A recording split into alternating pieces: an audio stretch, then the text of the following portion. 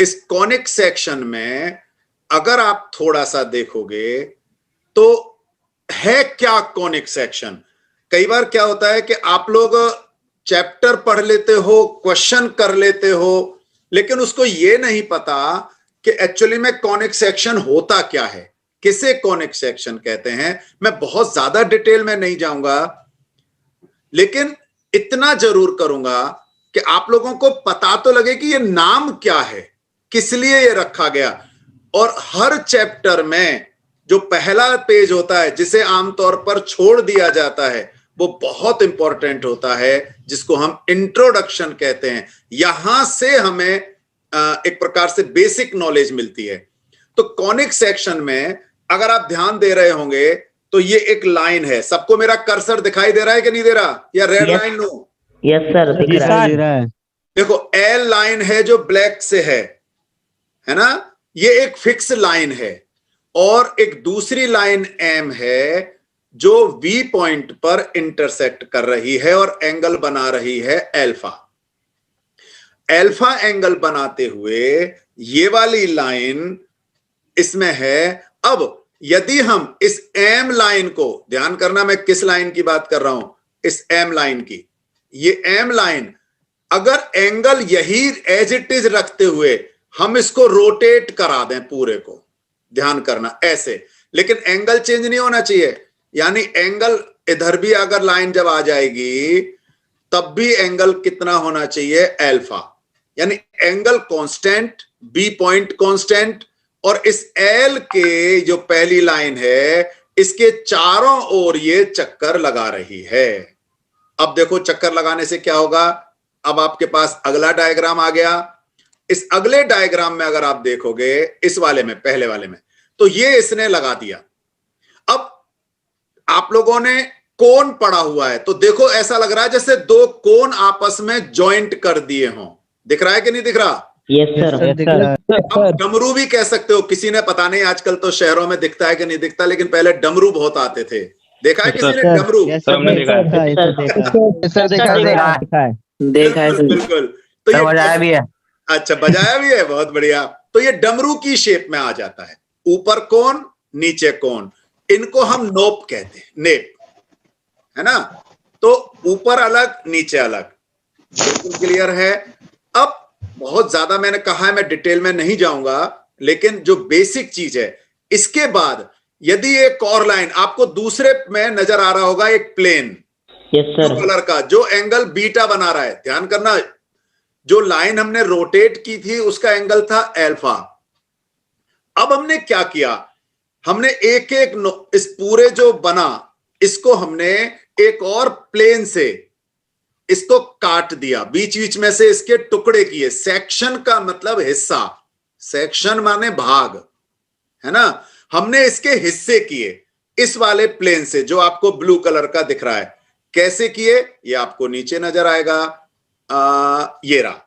अब पहला डायग्राम देखो ध्यान से, फिर कह रहा हूं ये वो बेसिक है, एक बार माइंड में क्लियर हो गया तो जब हम उन टॉपिक को पढ़ते हैं ना तो हमें एकदम क्लियरिटी आती है।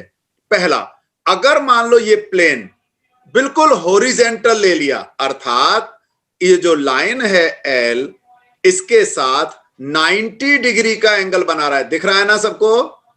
Yes sir. Yes sir. ठीक, 90 डिग्री एंगल बन रहा है। Yes sir. अगर इस 90 डिग्री के हिसाब से हम इसको काटते जाएं, बिल्कुल, तो आप ध्यान करो इसकी शेप कैसी हो जाएगी, सर्कल वाली। ऐसी गोल हुई कि नहीं हुई? देखो आपको बीच में हो जाएगी। इसमें क्लियर नजर नहीं आ रहा है, लेकिन अगर ऐसे काटेंगे, बिल्कुल जैसे आप लोगों ने कभी वो देखा होगा, पता नहीं घर में कितना काम किया होगा, किसी चीज को हम चिप्स बनाते हैं जैसे आलू से। Yes sir. और उसको हॉरिजेंटल रखते हुए अगर हम ऐसे करें तो गोल गोल गोल गोल से कटते चले जाते हैं। Yes sir. Yes sir. इसी प्रकार से चूंकि ये होलो कौन है, बीच में कुछ भी नहीं है, हमने एक रोटेट ही तो किया था, बीच में कुछ है नहीं, तो ये एक रिंग टाइप में निकलता चला जाएगा अगर हम इसको परपेंडिकुलर रखते हुए करें। तो पहला भाग, सेक्शन यानी हिस्सा, पहला हिस्सा इसका हो गया सर्कल। तो अगर मैंने हॉरिजेंटल रखते हुए यानी इस एल लाइन के परपेंडिकुलर अगर मैंने इसको काटा तो पहला भाग हो गया, पहला सेक्शन हो गया सर्कल। अगर मैंने, अब यहां दूसरे पर आ जाओ, अगर हमने 90 से नहीं थोड़ा सा कम करके, लेकिन जो अल्फा एंगल है, ये ध्यान करना, उससे ज्यादा, फिर समझ लो जिस एंगल से हमने इस सर्कल को बनाया है ना, तो अगर हमने इसको अल्फा एंगल से बड़ा ले लिया है ना, लेकिन 90 से कम, तो ये जो बना, ये बन गया आपका इस टाइप का, एक प्रकार से अंडे की तरह। दिख रहा है ना? वैसे आलू भी कह सकते हो आप, आलू भी ऐसा ही होता है, ऐसे ही है ना? Yes sir. हाँ, तो ये कहलाता है इलिप्स। इसको मैथमेटिक्स में क्या कहेंगे? इलिप्स। इलिप्स जी। इसके बाद अगर हम तीसरा देखें, तीसरे में क्या है, अगर आप ध्यान से देखो तो तीसरे में अगर एंगल, अब बहुत ध्यान से देखना, एकदम बिल्कुल इसके जितना अल्फा है ना, उसके इक्वल हो जाए, फिर समझना, जितना अल्फा था उतना ही बीटा हो जाए, अर्थात बिल्कुल दोनों इक्वल हैं, तो ये इस तरह की शेप बनेगी। और ये शेप बन गई हमारे पास, कैसी शेप? कर्व। हाँ, पैराबोला। इसको कहेंगे पैराबोला। बोलो, पैराबोला। पैराबोला। अभी आगे चलकर पैराबोला। जी, आगे चलकर हम इसके और नाम देख लेंगे। सर एक और बार बता दो ये वाला। बहुत बढ़िया बेटा। यानी पहला वाला हमने क्या देखा था कि जो बिल्कुल मेन लाइन के 90 डिग्री था, अर्थात हॉरिजॉन्टल था, उसमें से उससे अगर हमने काटा तो बना सर्कल। दूसरे में 90 से कम था, लेकिन जो अल्फा एंगल, अल्फा कौन सा, जिससे हमने रोटेट किया था, उससे ज्यादा होगा, तब यानी पहला बना सर्कल, दूसरा बना आलू, आलू मतलब इलिप्स, है ना, और तीसरा हिस्सा अगर हमने इक्वल लिया तब ये कटेंगे, वो बने, कटेंगे पैराबोला साइड, पैराबोला, इस तरह से। और चौथा, यदि हमने इससे भी कम ले लिया, किससे? अल्फा से कम लिया, तब ये दोनों को काटेगा। ध्यान करना, अभी तक ये केवल एक को काट रहा है, अगर हमने अल्फा से भी कम लिया तो दोनों को काटता है, और दोनों को काटने पर जो शेप बनेगी वो कुछ इस तरह से, ये एक्सिस है एक प्रकार से, ऐसे मान लो, तो ये वाली शेप बनेगी, अर्थात एक ऊपर पैराबोला, एक नीचे भी पैराबोला, दो पैराबोला एक साथ बन जाते हैं। इसलिए ये वाला डायग्राम कहलाता है हाइपरबोला। क्या कहलाते हैं? हाइपरबोला। बिल्कुल, हाइपरबोला। चार हिस्से हमारे कोर्स में हैं। अच्छा देखो, यहां लिख भी रखा है, अगर आप बुक खोल करके कभी देखोगे ना, when the plane cuts the vertices of the cone, we have the following different cases. अगर बीटा एंगल अल्फा से बड़ा हो, 90 तक हो, या बीटा के अल्फा इक्वल हो या छोटा हो, तो ये अलग अलग इनके नाम, जैसा मैंने बताया आपको, ये सारे नाम होते हैं।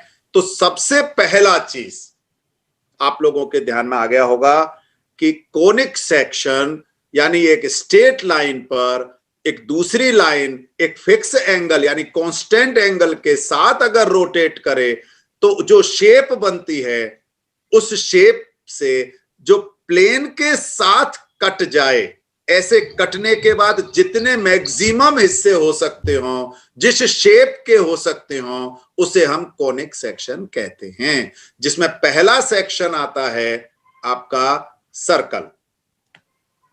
तो कोनिक सेक्शन का पहला हिस्सा हुआ सर्कल।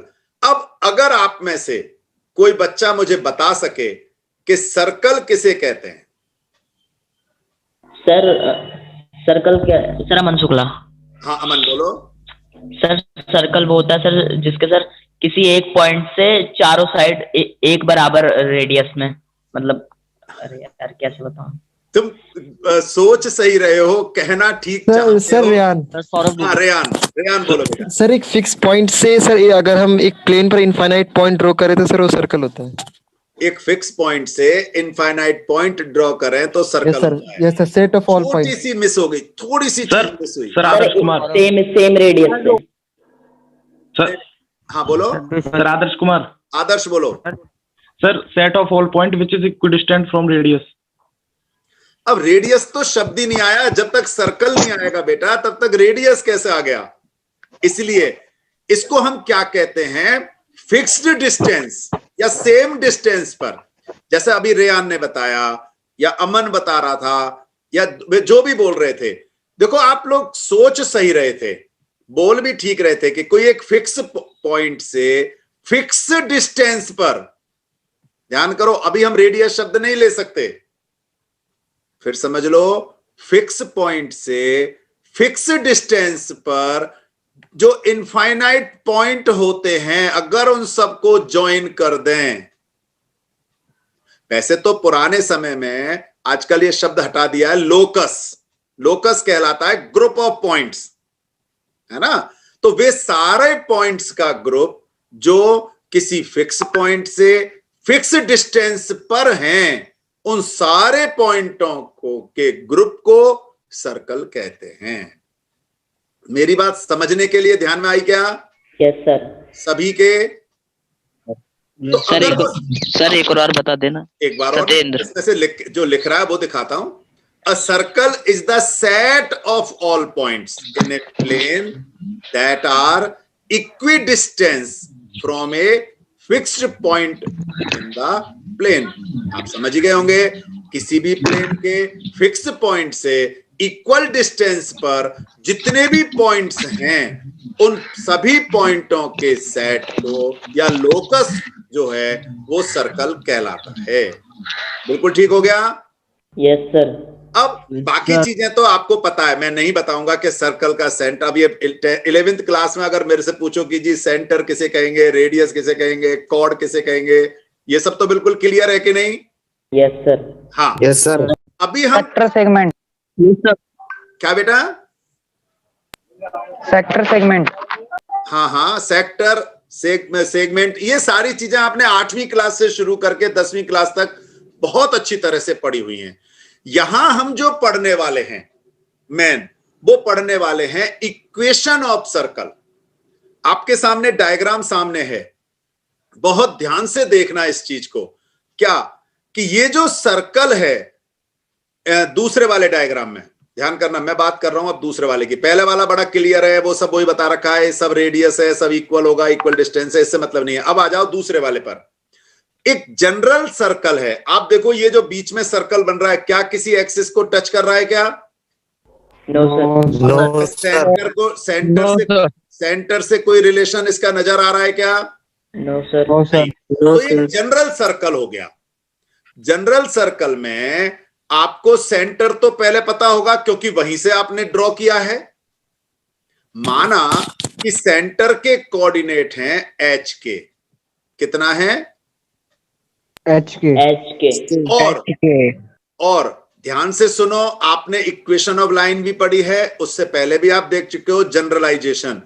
सर्कल के जितने भी ये पॉइंट हैं, ये जितने भी पॉइंट है ना सारे, इन सभी पॉइंटों को रिप्रेजेंट करने वाला एक एलिमेंट हमने ले लिया पी पॉइंट, जिसका की कोऑर्डिनेट एक्स वाई है। ध्यान करना, पी का मतलब ये बिल्कुल भी नहीं है कि वो इस जगह है। पी पॉइंट कहीं पर भी है, यानी ये सारे पॉइंटों को रिप्रेजेंट कर रहा है। आप लोगों ने सेट पढ़ा हुआ है, और सेट में जो हम सेट बिल्डर फॉर्म पढ़ते हैं ना, सेट बिल्डर फॉर्म में क्या होता है आप लोगों को पता है कि कोई एक पॉइंट सारे पॉइंटों को रिप्रेजेंट कर रहा है। तो ये एक्स वाई यानी पी पॉइंट केवल यहां नहीं है, सारे जो इक्वल डिस्टेंस पर पॉइंट हैं उनको रिप्रेजेंट करने वाला पॉइंट है एक्स वाई।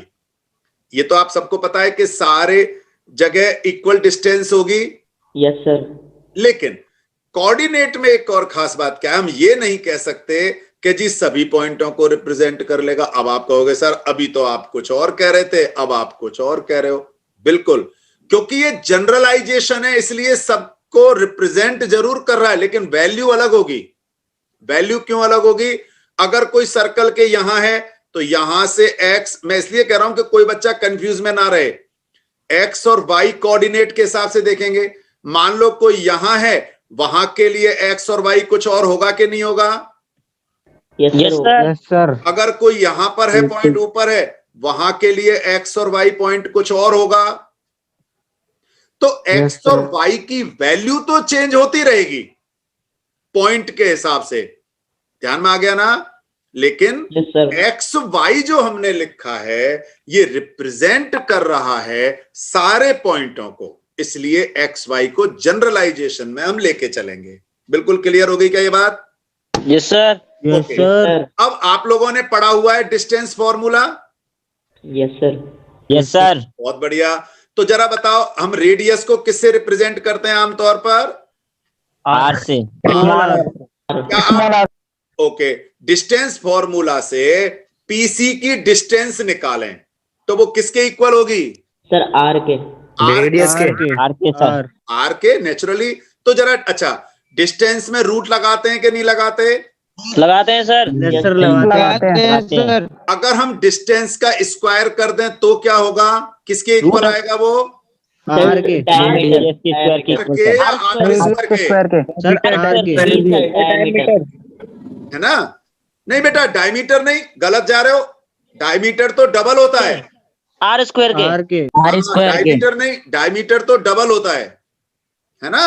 अच्छा। ऐसी पोजीशन में अगर हम डिस्टेंस निकालें तो आपको अच्छी तरह से पता है कि x वो होता है ना x2 माइनस x1 का whole square. Yes sir. Yes sir. तो x माइनस h का होल स्क्वायर करेंगे कि नहीं करेंगे? Yes sir. Yes sir. Sign बोलो। Plus minus plus plus plus plus plus Y minus Y minus के का होल स्क्वायर। वाई माइनस के का होल स्क्वायर सर। माइनस के का होल स्क्वायर। बिल्कुल ठीक कहा। और square sir. Equal to R square. R square. ये हो गया। ये बात ध्यान से सुनो, आप लोग सभी ने सही बताया। ये कहलाता है जनरल इक्वेशन ऑफ सर्कल। ये क्या कहलाएगा? लिख लेना भले ही, जनरल इक्वेशन ऑफ सर्कल। अब मैं यहां से इस सर्कल के 3 इक्वेशन और बनाता हूं। मैं क्या बनाता हूं, आप स्वयं बना सकते हो। सर एक चीज पूछना था। पूछो बेटा। सर ये एच और के अगर सर हम इसको ग्राफ पर पुट करेंगे तो सर ये सेम रहेगा? एच के कांस्टेंट रहेगा। Yes sir. सर अगर एक्स वाई चेंज होगा तो सर इस हिसाब से तो रेडियस भी चेंज होना चाहिए सर? बिल्कुल, रेडियस चेंज नहीं हो सकता बेटा। यही सर, यही पूछना चाह रहे हैं। नहीं नहीं, सुनो, कोऑर्डिनेट तो ये सर्कल के ऊपर ही है ना बेटा। Yes sir.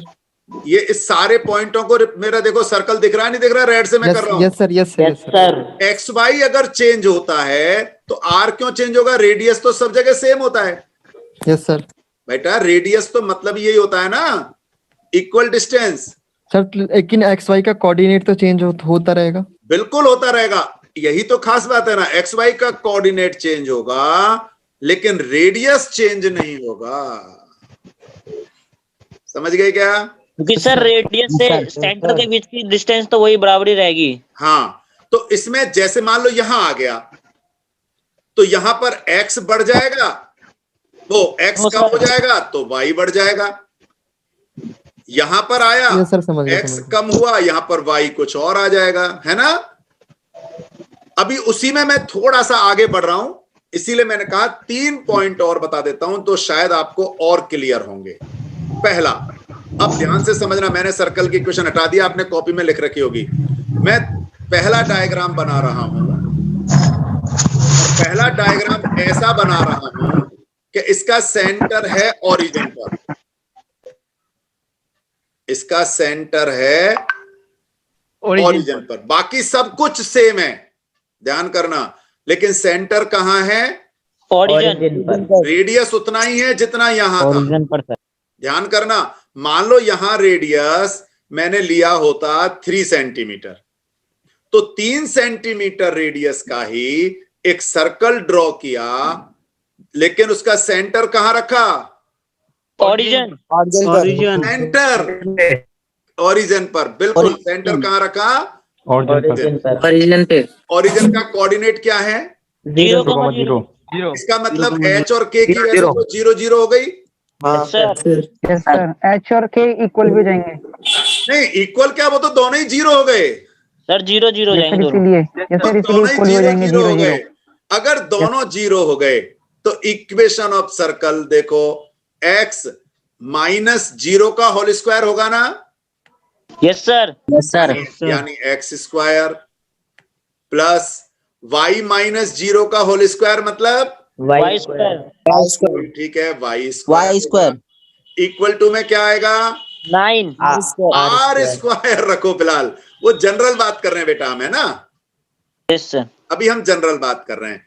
तो अभी जो प्रश्न पूछा था उसने, उसको ध्यान में आ गया बच्चे को, रेडियस तो सेम है। अब तो हमारा h और k 0 0 हो गया, तब भी अगर हम इनका प्लस करेंगे तो किसके इक्वल होगा? हमारे रेडियस के। ध्यान में आ गया बेटा सबको? Yes sir. अगला ये आप नोट कर लिया होगा। मैं अब अगला डायग्राम बना देता हूं, बड़े मजेदार है।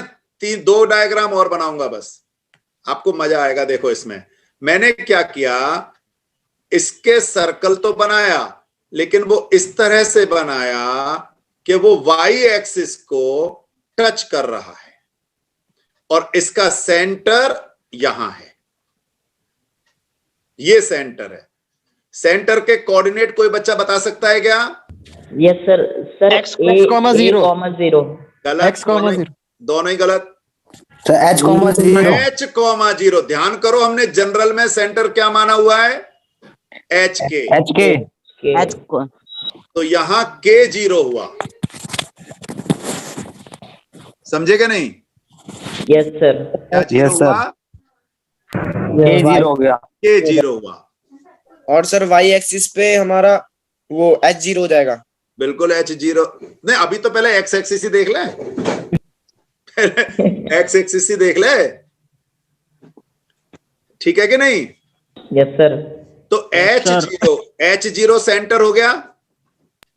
Yes sir. अच्छा, कोई बता सकता है रेडियस क्या होगा इस समय? Sir H square. h, क्योंकि r और h दोनों इक्वल हो गए इस समय। Yes sir. हुए कि नहीं हुए? Yes sir. तो फिर एक काम करते हैं, हम लोग एक कोऑर्डिनेट फिर बदल देते हैं। कोऑर्डिनेट कैसे, एक मिनट, कोऑर्डिनेट कैसे बदलते हैं? हम यहां पर h की जगह लिख देते हैं a। सेंटर में h को कितना मान लें? ए। तो रेडियस कितना हो जाएगा? सर ए स्क्वायर। रेडियस तो a ही रहेगा बेटा। Yes sir. अब अगर हम इक्वेशन ऑफ सर्कल लिखेंगे तब होगी x माइनस, बोलो 0 क्यों? h नहीं है क्या? अरे h है कि नहीं? Yes sir. सर ए होगा। हाँ, शाबाश। बोलो फिर क्या होगा? प्लस y दोबारा बोलो, शुरू से बोलो, क्या होगा? x माइनस a का whole square plus Y minus y square is equal to हाँ, y माइनस 0 बोले या y स्क्वायर, तो 0 बोलने की जरूरत ही नहीं है। Plus y square equal to A square. बिल्कुल ठीक कहा आप लोगों ने। अब इसमें छोटी सी चीज और कह करके मैं आज की क्लास ओवर कर रहा हूं कि अगर यही ग्राफ अगर y एक्सिस पर बना होता है ना, तो कोऑर्डिनेट जो सेंटर का होता, मान लो वो हो गया 0a, है ना? उस पोजीशन में ये एक्स स्क्वायर हो जाएगा प्लस वाई के साथ कोई भी प्लस माइनस नहीं रहे, वाई के साथ माइनस ए स्क्वायर आ गया इक्वल टू में ए स्क्वायर हो गया। तो फाइनली क्या रहा, मैं एक बार फिर से लास्ट बता करके क्लास ओवर करूंगा कि अगर x और y के साथ कोई भी प्लस माइनस नहीं है, यानी केवल x स्क्वायर हो y स्क्वायर हो और कहीं पर भी कोई x और y की टर्म नहीं है, इसका मतलब सेंटर ओरिजिन पर है। और यदि x के साथ कोई प्लस माइनस में है, y के साथ नहीं है, तो वो x एक्सिस पर सेंटर है लेकिन y एक्सिस को टच कर रहा है। और यदि y के साथ है, x के साथ नहीं है, तो यानी सेंटर y एक्सिस पर है और वो x को टच कर रहा है। 11.1 इसमें अगर आप ध्यान से देखो तो इसमें आपको लिख रहा है पहला, in each of the following exercise find the equation of circle. आप ध्यान करो, इक्वेशन ऑफ सर्कल में हमने जनरल इक्वेशन ऑफ सर्कल पढ़ी थी, उसमें सेंटर h के था और रेडियस r था, बाकी तो कुछ अननोन था ही नहीं। तो अगर हम इन पांचों क्वेश्चनों में देखें, हमें सेंटर दे रखा है, रेडियस दे रखा है, इजीली हम इक्वेशन फाइंड आउट कर सकते हैं। ऐसे ही अगला देखो 6 से 9 वाला। 6 से 9 वाला मैं आज डिस्कस करने वाला हूं आपको, स्पेशली जो आपका 7th क्वेश्चन है ना, उस टाइप का क्वेश्चन आज मैं आपको डिस्कस करने वाला हूं। इसके बाद आप देख रहे होंगे कि इसमें 7वां, 8वां और 9वां क्वेश्चन, इन क्वेश्चनों में कुछ खास बात है। देखो, छठा क्वेश्चन तो डायरेक्ट फॉर्मूला की तरह है, लेकिन 7वां, 8वां, 9वां अगर आप ध्यान से देखो तो 7वें में x की टर्म भी है, y की टर्म भी है, 8वें में भी x y है, 9th में x अलग से है, जबकि x स्क्वायर y स्क्वायर तो जरूरी है। इस प्रकार से एक और खास बात इसमें नजर आएगी आपको कि 7वें और 8वें में अगर ध्यान करोगे तो x स्क्वायर और y स्क्वायर है, लेकिन 9th में 2x स्क्वायर और 2y स्क्वायर है। तो आगे जब आप आगे बढ़ोगे, पैरा एलिप्स पढ़ोगे, हाइपरबोला पढ़ोगे, x स्क्वायर और y स्क्वायर वहां भी आ रहा है, पैराबोला में भी x स्क्वायर या y स्क्वायर आ जाएगा। तो कैसे पहचाने कि ये सर्कल की इक्वेशन है? ये सारी चीजें जब आप अपने दिमाग में लाओगे तब जाकर के इस कॉन्सेप्ट की क्लियरिटी बनेगी। अभी मैं केवल दिखा देता हूं क्योंकि इसे सामने से हटाऊंगा मैं। Find the equation of circle passing through the points and whose center is on the line. अब जैसे ही इस क्वेश्चन को देखते हैं, माइंड में आता है पता नहीं जी, भगवान जाने क्या आ गया। कुछ नहीं है, सिर्फ आपका कॉन्सेप्ट क्लियर चाहिए। ये मैंने आपकी बुक का एग्जाम्पल लिखा है, 3rd, x square plus Y square plus 8x plus 10y minus 8 equal to 0। और क्वेश्चन क्या है कि find the radius and find the center and radius. आपको अच्छी तरह से पता है कि जनरल इक्वेशन ऑफ लाइन आपकी होती है x माइनस h का होल स्क्वायर प्लस प्लस बोलो y minus k का whole square is equals to r square. Upon R square। पक्का ना? यही पढ़ा है ना आप लोगों ने? तो ये जनरल इक्वेशन हो गई। अब अगर मैं इस इक्वेशन को इस जनरल फॉर्म में कन्वर्ट कर दूं तब तो मेरे लिए हो गया सबसे बढ़िया। तो इसको कन्वर्ट करना, चूंकि आपने पढ़ा हुआ है, आपके में ये लास्ट ईयर हट तो नहीं गया था ना, कंप्लीटिंग ऑफ स्क्वायर? हट गया था साल सर। हटा सर हट गया था, हट गया था। हट गया था तो मुश्किल आएगी कुछ बच्चों को, बिल्कुल। जबकि उससे पहले नहीं हटा था, शायद लास्ट ईयर ही हटाए कंप्लीटिंग ऑफ स्क्वायर, है ना? Yes sir. और इसकी बहुत जरूरत है। कोई बात नहीं, आप देखना कितना आसानी से आप कंप्लीटिंग स्क्वायर निकाल सकते हो। एक बार कुछ चेक करते हैं। कंप्लीटिंग ऑफ स्क्वायर करने से पहले एक बार जरा ध्यान करो। आप लोगों को पता है क्या कि a प्लस बी का होल स्क्वायर क्या होता है? कोई बच्चा नाम लेकर के बोलना।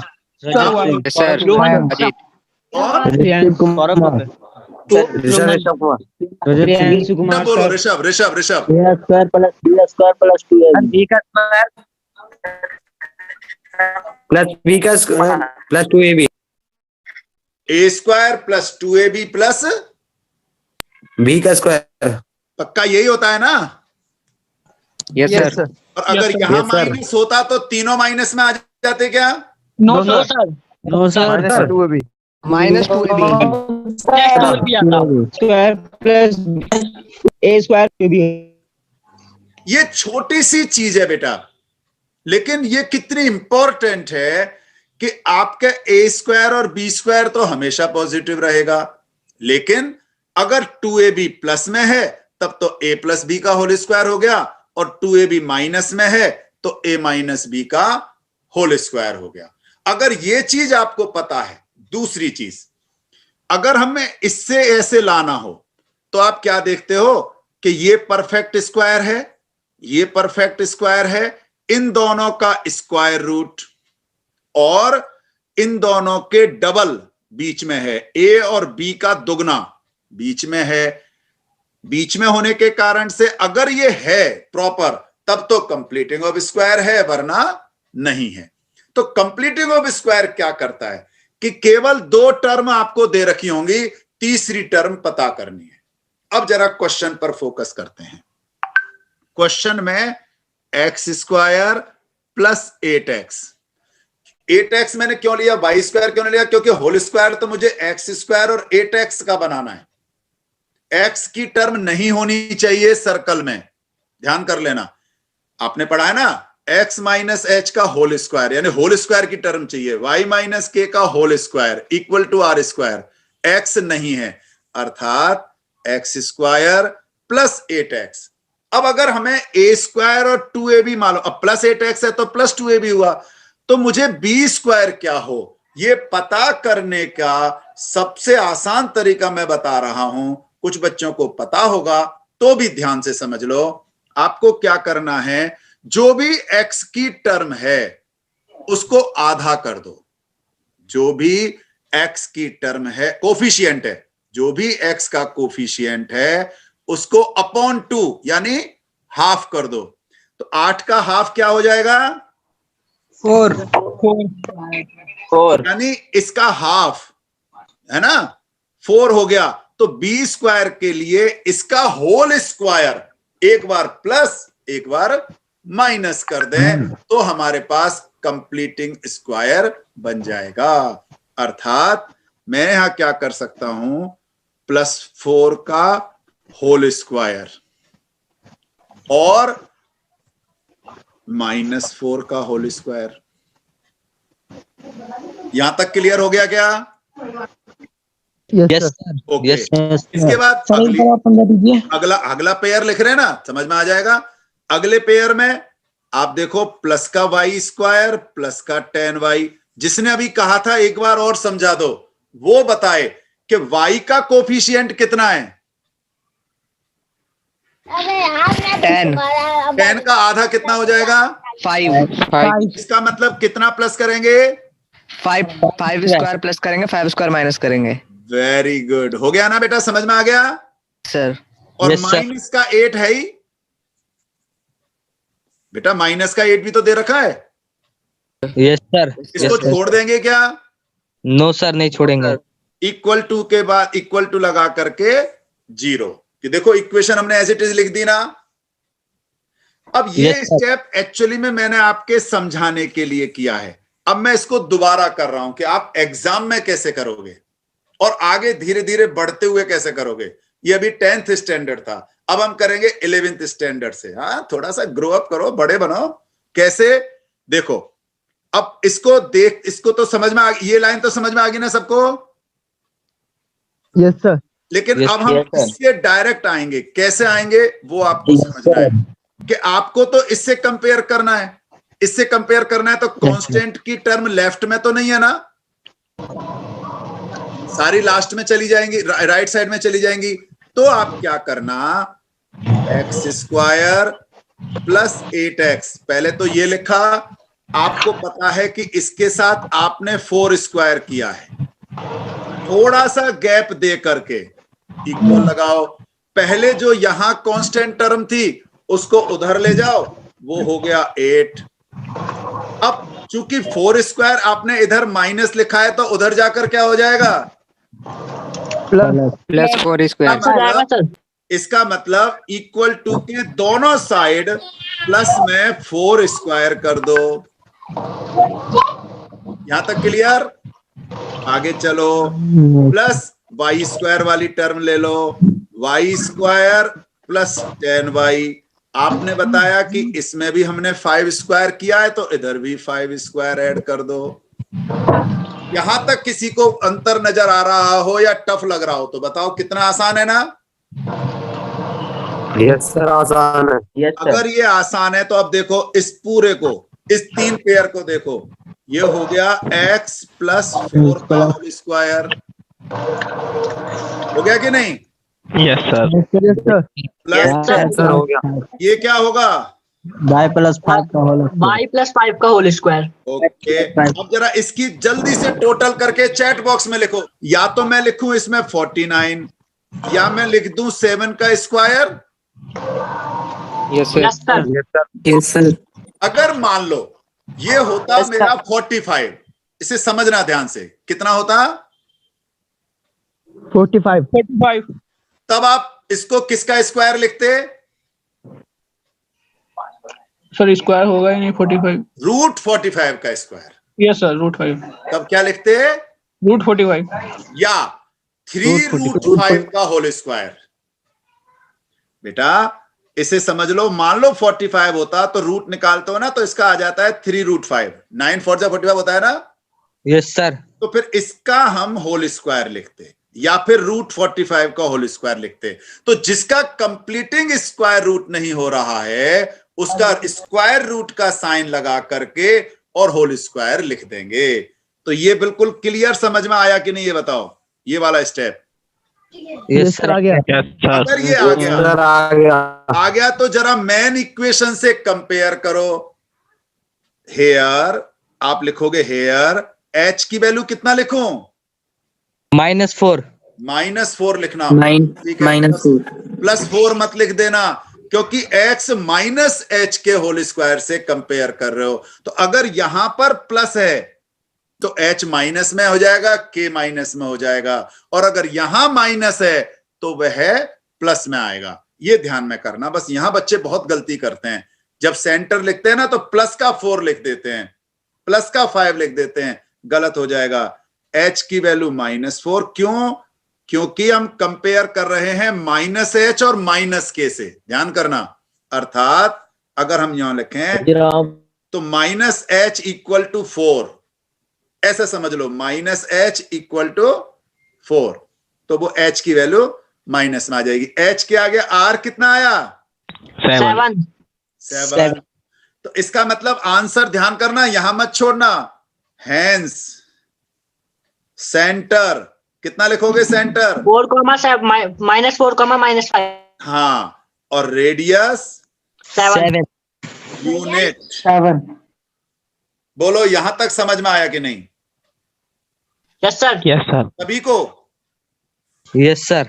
तो आपने क्वेश्चन मैंने एक पढ़ के सुनाया था, और वो आपके बुक में एग्जाम्पल 4 बिल्कुल वैसा की वैसा है, कि आपको सर्कल की इक्वेशन फाइंड आउट करनी है।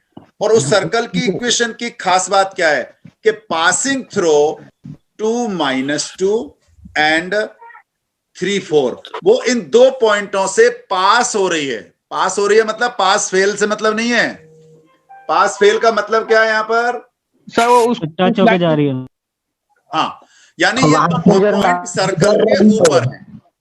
इसका मतलब होता है कि अगर कोई सर्कल है तो इस सर्कल के ऊपर आपके कहीं ना कहीं ये 2 पॉइंट दे रखे हैं, समझ गए ना?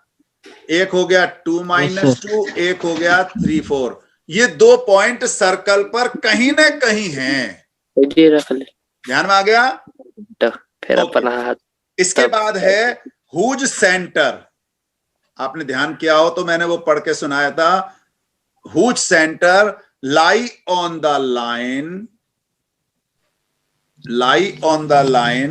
x + y = 2। इसका क्या मतलब है? मुश्किल है ना समझना? लाइन का सेंटर है। सर इसका मतलब हुआ कि ये जो लाइन आप लोगों ने 10th में ग्राफ में लाइन ड्रॉ की थी, यस सर। की थी या नहीं की थी? Yes sir. Yes sir. तो वो लाइन जो है ना, वो इस सेंटर से होकर के जा रही है। वो लाइन यानी इसकी लाइन, किसकी line, x plus Y equal to 2, इस सर्कल के सेंटर से होकर के जा रही है। अब एक चीज आप समझ लो, सेंटर हमारा होता है h के, तो इसका मतलब क्या हुआ कि ये वाला पॉइंट भी इस लाइन के ऊपर है। बात समझ में आ गई ना? जब भी कोई लाइन उस सेंटर से पास हो रही है, अर्थात centre lie on the line. Clear हुआ?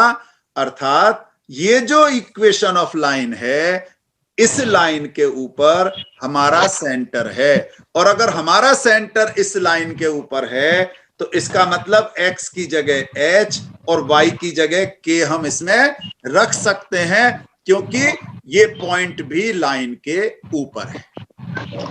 अर्थात h, x की जगह h, y की जगह k equal to 2, equation number 1। फिर से समझ लो, जब भी कोई सेंटर किसी लाइन पर लाई करेगा, अर्थात उस सेंटर के जो कोऑर्डिनेट हैं वो इस इक्वेशन को भी सेटिस्फाई करेंगे, अर्थात वे पॉइंट इसमें भी रखे जा सकेंगे और इक्वेशन बराबर होगी, इक्वेशन सही होगी। यहां तक बिल्कुल क्लियर? Yes sir. शिवम कुछ कहना चाहता है क्या? शिवम, या गलती से बार बार हैंड रेज हो रहा है? चलो, इसके बाद थोड़ा सा आगे चलते हैं। जो पहला था कि वो सर्कल हमारा इन दो पॉइंटों से पास हो रहा है। आप ध्यान करो, जब हमने सर्कल पढ़ा था, हमने क्या ध्यान किया था कि जो एक्स वाई कोऑर्डिनेट है ना, वो एक्स वाई कोऑर्डिनेट सर्कल पर जितने भी पॉइंट हैं, यानी सेट ऑफ द पॉइंट्स, आपने पढ़ा था ना, जो इक्वी डिस्टेंस पर हैं, उन सारे पॉइंटों को रिप्रेजेंट करता है। ध्यान में आ गया ना सबको? Yes, sir. XY Yes, sir. represent all the points on the circle, right? Okay, yes or Yes, no? sir. Yes, sir. इसका मतलब ये पॉइंट भी XY हो सकता है, ये पॉइंट भी XY हो सकता है। अर्थात आप लिखोगे सबसे पहले we know that, ऐसे ही करना है, we know that general equation of line is x minus h का whole square plus y minus k का होल स्क्वायर इक्वल टू में आर स्क्वायर। अब गिवन सर्कल मैं बोल रहा हूं, आप लोग समझ लो, बुक में एग्जांपल लिखा हुआ है, आपको दिक्कत नहीं आएगी। इसमें given that circle passes through the point 2, -2 and 3, 4. Is it clear? Given circle, यही बुक की लैंग्वेज है बेटा। Circle passes through the points 2, -2 and 3, 4, ये आप लिखोगे। देन पहला पॉइंट लेते हैं हम, पहला पॉइंट है 2, -2, अर्थात x की जगह 2, y की जगह -2 पुट करेंगे, तो ये आ जाएगा 2 - h का होल स्क्वायर प्लस -2 - k का होल स्क्वायर इक्वल टू में r स्क्वायर। बोलो ये क्लियर हुआ कि नहीं? Yes, sir. हुआ थोड़ा थोड़ा? Yes Yes, sir. sir. Yes, sir. And इसलिए कि दूसरा भी तो पॉइंट पास हो रहा है, तो जब Yes, 3 sir. पुट करोगे तो 3 - h का होल स्क्वायर प्लस 4 - k का whole square equal to r square. आप कहोगे सर ये तो बड़ा कठिन क्वेश्चन हो गया, बहुत टफ हो गया। बिल्कुल नहीं बेटा, आपको दिखने में लग रहा है, आपके अगले स्टेप में आप देखोगे इससे आसान क्वेश्चन हो ही नहीं सकता। बस थोड़ा सा कंसंट्रेट रखना, नियम से नहीं भटकना। जो बच्चा नियम से भटक जाएगा उसको कठिन लगेगा। अगर आपने अपना नियम पक्का रखा, कॉन्फिडेंस रखा, तो आप देखना अगले स्टेप में ही सब कट जाएंगे और आपको बहुत ही सिंपल इक्वेशन नजर आएगी। करते हैं अब जरा ध्यान से देखो, पहली इक्वेशन में इक्वल टू के बाद क्या लिख रहा है? R square. R square. दूसरी में क्या लिख रहा है? R square. इसका मतलब क्या हुआ? देखो अब आसान की तरफ चल रहे हैं हम। इसका मतलब जो लेफ्ट में है वे भी दोनों इक्वल होंगे कि नहीं होंगे? होंगे ना? Yes sir. इक्वल हो जाएंगे। अब यहां के बाद आप दो तरीके अपना सकते हो। मैं दोनों तरीके ध्यान दिला रहा हूं। पहला तरीका तो क्या, अच्छा इसको चाहो तो इक्वेशन दे सकते हो। इसको इक्वेशन नंबर 2 दे दिया, इसको इक्वेशन नंबर 3 दे दिया, और आप लिख सकते हो फ्रॉम या बाय 2 and 3, यानी दोनों 2 और 3 इक्वेशन को हमने इक्वेट कर दिया। क्योंकि दोनों ही आर स्क्वायर के थे तो लेफ्ट इक्वल टू राइट, ये लेफ्ट लेफ्ट दोनों ये भी इक्वल होंगे। Yes sir. इन दोनों को खोलते हैं। एक तरीका तो क्या है, इसको एक्सपेंड ही कर दें, जैसा हमने पहले पढ़ा था ना, a प्लस बी का होल स्क्वायर ये होता है।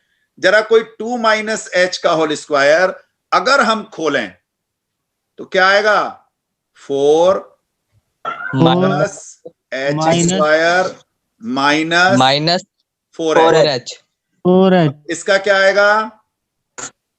4 प्लस के स्क्वायर, क्योंकि माइनस माइनस से भी फर्क नहीं पड़ता, होल स्क्वायर में वो अपने आप ही हट गया।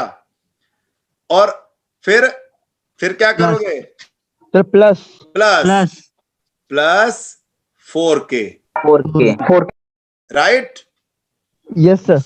इक्वल टू में ये आ जाएगा। Yes sir. इसको खोलो। 9 plus h square minus 6h, हाँ कोई फर्क नहीं पड़ता, plus 16 plus k square minus 8। बोलो ये क्लियर हुआ कि नहीं? Yes sir. बस यहीं तक थी जितनी भी थी परेशानी। और आपको खोलना चूंकि आता है, a माइनस बी या a प्लस बी का होल स्क्वायर खोलना आता है। अब आप देखो दोनों साइड में देखना, h स्क्वायर इधर है तो h स्क्वायर इधर भी प्लस का है, यस सर। k स्क्वायर इधर प्लस का है तो k स्क्वायर इधर भी प्लस का है। फायदा क्या हुआ? जरा ऊपर देखो, पहले लेफ्ट में देखो, 4 माइनस 4h प्लस 4k।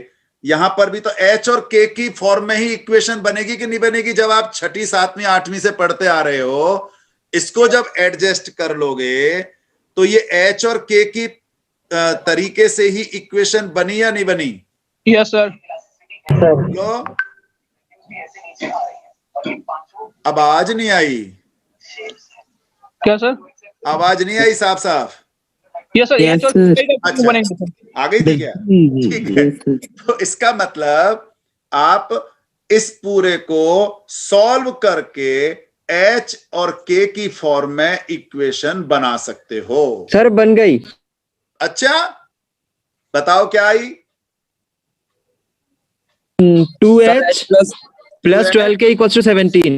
बिल्कुल बिल्कुल ठीक कह रहे हो। अब देखो इसको मैं आसान तरीका बता ही देता हूं आपको। अगले स्टेप में डायरेक्ट लिख सकते हो, लेफ्ट में माइनस 4h है, राइट में माइनस 6h है। माइनस 6h राइट से लेफ्ट में आया तो प्लस 6h हो गया, अर्थात 2h। ये मेथड ही है, ये मत सोचना कि वो 6ठी 7वीं की तरह पहले लाओ फिर माइनस प्लस करो ना।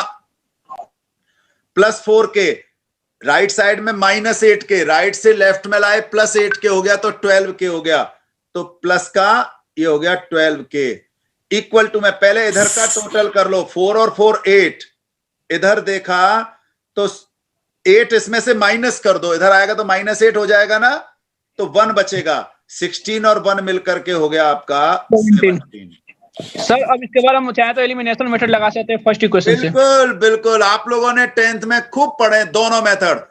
चाहे सब्स्टिट्यूट मेथड पढ़ो, h की वैल्यू यहां डाल दो 2 माइनस के, या फिर इस पूरे को 2 से इंटू करो और माइनस कर दो, h कट जाएगा, k आ जाएगा, k की वैल्यू वहां रखोगे तो फाइनली आप आसानी से पता कर सकते हो, है ना? अगर आपने ऐसा कर लिया तो निश्चित मानो इसमें आपको बहुत मजा आएगा। दिखने में ऐसा लगता है जैसे क्वेश्चंस थोड़े से टफ होते हैं या कुछ बहुत ज्यादा वो होते हैं, लेकिन अच्छा ये है कि अगर थोड़ा सा भी क्वेश्चन आगे बढ़ गया ना तो वो ज्यादा नंबर का आता है।